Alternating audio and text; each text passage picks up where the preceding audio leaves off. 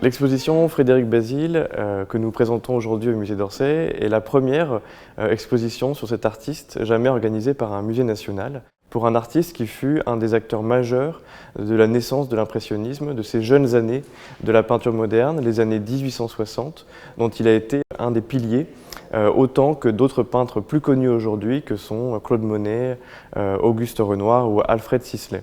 Frédéric Bazille a peint environ une cinquantaine de tableaux pendant sa courte carrière qui couvre les années 1863-1870. En plus des œuvres de Frédéric Bazille, nous présentons des œuvres d'autres artistes qui ont été ses contemporains, ses amis, avec qui il a partagé ses ateliers, avec qui il a exposé au salon, notamment des œuvres de Monet évidemment, qui a été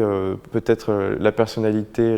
majeure du début de sa carrière, des œuvres de Manet également, de Renoir, de Sisley, de Courbet encore, ou même de Puvis-Chavannes ou Paul Cézanne, dont les œuvres entrent en résonance avec celles de Bazille.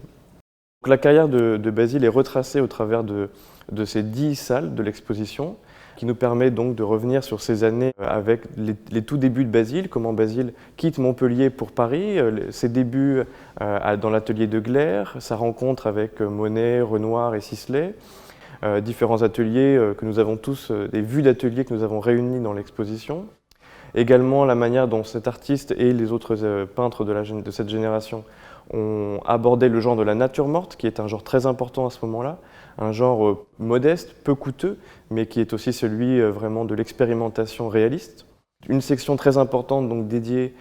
à cette idée de la figure en plein air, qui est vraiment la problématique majeure de cette jeune génération future impressionniste. Comment peindre un paysage et comment intégrer une figure moderne dans ce paysage peint en plein air. Peindre une figure au soleil, comme le dit Bazille. Et donc nous présentons au cœur de cette salle la Réunion de famille, qui est un des chefs-d'œuvre de Bazille, en regard d'autres tableaux, et notamment par exemple des Femmes au jardin de Monet,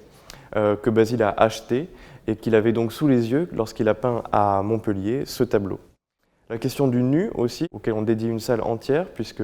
Bazille, c'est une de ses particularités, a été un peintre du nu, et particulièrement du corps masculin.